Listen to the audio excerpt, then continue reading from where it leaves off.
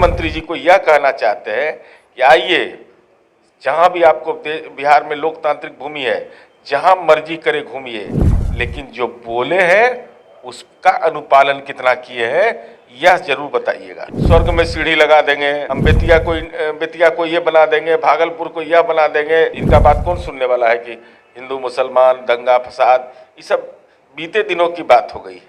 अरे रामचंद्र कह गए सिया से ऐसा कलयुग आएगा कि साथ में रह करके पीठ में खंजर भोग जाएगा। हाँ जाएंगे बेचैन आत्मा, इसीलिए दिल्ली काहे के लिए गए होंगे? मटेरियल हो चुका है, इनको कौन नोटिस ले रहा है भाई? जनता दिल्ली में कोई नोटिस ले रहा है इनको?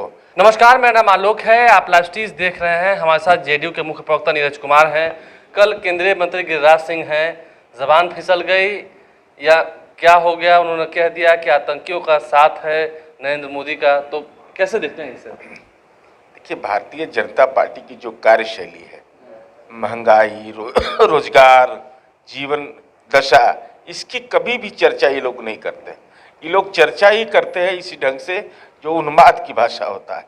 तो उन्माद की भाषा जब बोलिएगा, बुनियादी सवाल से इतर रहिएगा, तो स्वाभाविक है कि आपकी भाषा में तरह तरह के शब्द का ईजाद होगा और उसी की परिणति है। अरे मूल विषय पर आइए। देश के अंदर में लोग बुनियादी सवाल का समाधान चाह रहे हैं और आप केवल उन्माद की भाषा बोलिएगा तो आपकी जो भाजपा की कार्यशैली है और जो आरएसएस की कार्य संस्कृति है उसी के अनुरूप यह भाषा है। कल बीजेपी ने चैलेंज भी दिया है जेडीयू को कि हिम्मत है तो अमित शाह को रोक ले, वो आ रहे हैं बिहार। काहे के लिए कोई रोकेगा भाई? ये लोकतंत्र है ना, उनके जैसा है कि बुनियादी सवाल कोई खड़ा करे तो उस पर देशद्रोह का मुकदमा करो, जेल के अंदर बंद कर दो। हम तो भारतीय जनता पार्टी के राष्ट्रीय जो अध्यक्ष रहे पूर्व में, केंद्रीय गृह मंत्री जी को यह कहना चाहते हैं कि आइए, जहां भी आपको बिहार में लोकतांत्रिक भूमि है, जहां मर्जी करे घूमिए, लेकिन जो बोले हैं उसका अनुपालन कितना किए हैं यह जरूर बताइएगा। क्या बोले हैं? कौन चीज नहीं बोले हैं भाई?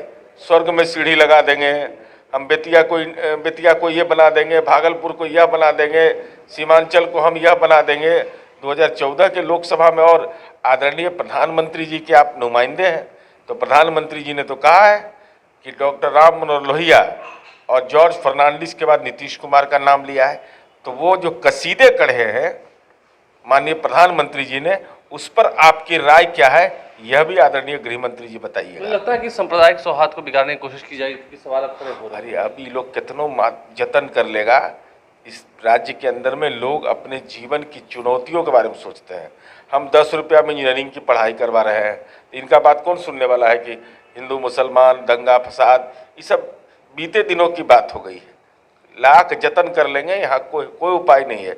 क्योंकि यहाँ मंदिर के प्रति भी श्रद्धा है, कब्रिस्तान के प्रति भी है, चर्च के प्रति भी है, गुरुद्वारा के प्रति भी है, तो सबके प्रति श्रद्धा रखते थे। यहाँ तनाव कहाँ पैदा होने वाला? अच्छा, आरसीपी सिंह जो कि आपके साथ रहे हैं लंबे समय तक, आप कह सके तो आपके साथ नहीं है, वो पटना पहुंचे, उन्होंने कहा कि नीतीश कुमार जो हैं वो जश्न में हैं, वो दिल्ली में ऐश कर रहे हैं, कोई काम नहीं है। और बिहार में कोई काम हुआ है जी? काम नहीं हुआ है तो इतना दिन तक प्राइवेट सेक्रेटरी बन गए, क्या कर रहे थे?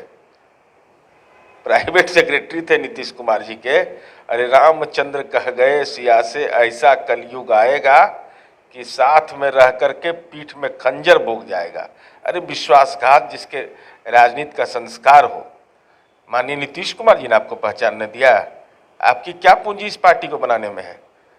हम लोग 18 वर्ष की उम्र से इस पार्टी के अंदर है, तो क्या भूमिका आपकी रही है पार्टी में? बिहार की जनता पस्त है, नीतीश कुमार दिल्ली में मस्त है। तो हम तो कह रहे हैं कि आप काहे के लिए गए थे दिल्ली?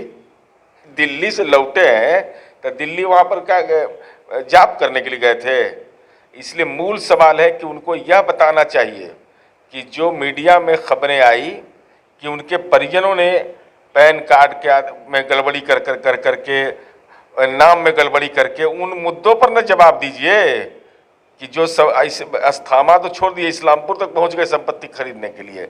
इस्लामपुर में जनता दल हार रहा है, इनकी ऐसा संगठन क्षमता था और संपत्ति वहां खरीद रहे हैं। यही संस्कार इनका है। लगता है कि आरसीपी सिंह बीजेपी में जाने को तैयार है। अब कहाँ जाएंगे बेचैन आत्मा, इसीलिए दिल्ली काहे के लिए गए होंगे? अरे वही सब काम के लिए कुछ गए होंगे। तो दिल्ली जा रहे हैं, दिल्ली से लौट रहे हैं, लेकिन यह अब मटेरियल हो चुका है। इनको कौन नोटिस ले रहा है भाई? जनता दिल्ली में कोई नोटिस ले रहा है इनको? अब ऐसे लोग जो संपत्ति खरीदते हैं, जिनके परिजन संपत्ति खरीदते हो सत्ता में पावर में रहने के बाद, और उसका कोई ब्यौरा देने को तैयार नहीं है। अब कोई पार्टी उनको लेना चाहती है तो वो जाने। देखिए, जो पार्टी उन्हें लेना चाहती है वो जाने। आरसीपी सिंह के मुद्दे पर हो या गिरिराज सिंह के मुद्दे पर हो, नीरज कुमार ने खुलकर अपनी बातों रखा है। और देखना यह है कि आने वाले समय में नीतीश कुमार जो दिल्ली गए हैं, विपक्षी नेताओं को एकजुट करने का जो उनका प्रयास है वह लगभग अब पूरा होता हुआ दिख रहा है, क्योंकि कई सारे नेताओं से कल देर शाम से लगातार मुलाकात हो रही है नीतीश कुमार की। और जब वो बिहार लौटेंगे क्या कुछ कहेंगे उससे भी आपको अवगत कराएंगे। हमारे चैनल को सब्सक्राइब कर लें, साथ साथ फेसबुक पेज भी लाइक करें। धन्यवाद।